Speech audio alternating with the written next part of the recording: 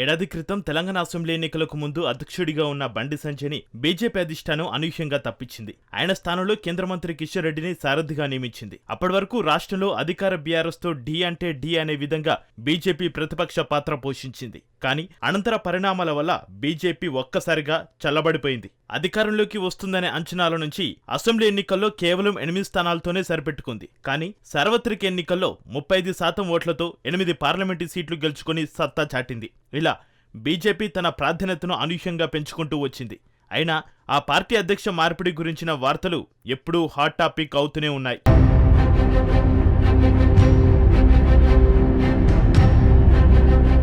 కాంగ్రెస్ ప్రభుత్వం ఏర్పడిన 100 రోజుల్లో అమలు చేస్తామని చెప్పిన హామీలు ఏడాది పూర్తయినా అమలుకు నోచుకోకపోవడంపై బీఆర్ఎస్ ఎప్పటికప్పుడు విమర్శలు చేస్తూ వస్తుంది. ప్రభుత్వానికి వ్యతిరేకంగా కార్యక్రమాలు చేస్తూ వస్తుంది. కానీ అందుకు విరుద్ధంగా బీజేపీ మాత్రం ఒకటి అర మినహా పెద్దగా ప్రజల్లోకి వెళ్లడం లేదని సొంత పార్టీ నేతలే చెవులు కొరుక్కుంటున్నారు. పార్టీలో నేతల మధ్య సమన్వయ లోపం బహిరంగంగానే కనిపిస్తుందని కార్యకర్తలే అంగీకరిస్తున్నారు. ఈ క్రమంలో పార్టీకి నూతన అధ్యక్షుడు త్వరలో వస్తాడని, గత సంవత్సర కాలంగా అధిష్టానం కాలయాపన చేస్తుందనే చర్చ పార్టీలో నడుస్తుంది. ఈ తరుణంలో కొత్త అధ్యక్ష పదవి ఎవరికి కట్టబెట్టాలనే దానిపై పార్టీ పెద్దలు తలా మునకలయ్యారని అంటున్నారు. దీనికి ముఖ్య కారణం పోటీ ఎక్కువ ఉండడమేనని మరికొందరు నేతలు అభిప్రాయపడుతున్నారు. అయితే పోటీ పడుతున్నది ఎవరి వైపు అధిష్టానం మొగ్గు చూపుతుందనేది ఇంట్రెస్టింగ్ గా మారింది.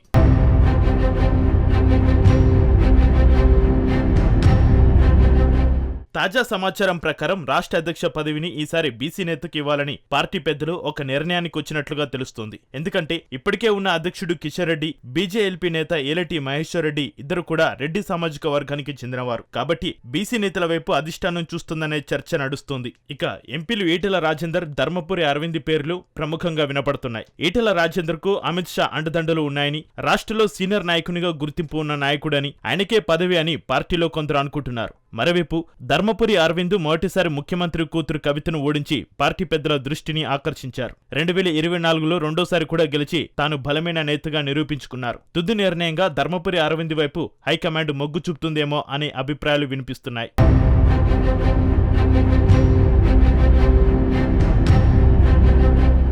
మరోవైపు గతంలో దూకుడు ప్రదర్శించిన బండి సంజయ్కి మళ్లీ పగ్గాలు ఇస్తారనే వాదన ఉన్నా ఆయన ఇప్పటికే మంత్రిగా ఉన్నారు కాబట్టి ఆ అవకాశం లేదంటున్నారు. బీసీ నేతలకు ఇవ్వడం పక్కా అయితే ఆ పేర్లలో ఈటెల రాజేందర్, ధర్మపురి అరవింద్ మాత్రమే కనిపిస్తున్నారు. అయితే బండి దూకుడుకు హైకమాండ్ ఇప్పటికే ఫిదై ఉన్న నేపథ్యంలో తొలి 2 ఏళ్లు ఈటెలకిచ్చి ఆ తదుపరి మిగతా సమయం కోసం అంటే మళ్లీ ఎన్నికలు సమీపించే వేళ బండికే పగ్గాలు కట్టబెట్టే అవకాశం కూడా లేకపోలేదంటున్నారు. అయితే బండి సంజయ్ రేసులోకి వచ్చినట్లు వార్తలు వస్తున్న క్రమంలో ఆయనతో పాటు అరవింద్, ఈటెల మాత్రమే పోటీలో మిగులుతారు. అయితే ఈటెలకు అమిత్ షా ఆశీస్సులు ఉండడంతో ఆయనకు ఛాన్సెస్ ఎక్కువ ఉన్నాయనే వాదన వినిపిస్తున్నా ధర్మపురి అరవింద్ దూకుడు స్టైల్ క్యాడర్ ను ఆకట్టుకుంటుందనే అభిప్రాయాలు కూడా ఉన్నాయి.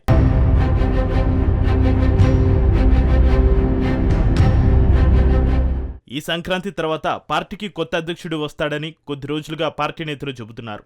అయితే అధిష్టానం ఇప్పటికే రాష్ట్ర సారథిగా ఎవరిని నియమించాలనే విషయంలో ఒక నిర్ణయానికి వచ్చిందని, త్వరలోనే ప్రకటన ఉంటుందనే వ్యాఖ్యలు ఊపందుకున్నాయి. మరి హైకమాండ్ నిర్ణయం తీసుకుంటే గనక ఆ నూతన అధ్యక్షుడు ఎవరనేది మరికొద్ది రోజుల్లో తేలిపోతుంది అంటున్నారు. Let's wait and watch.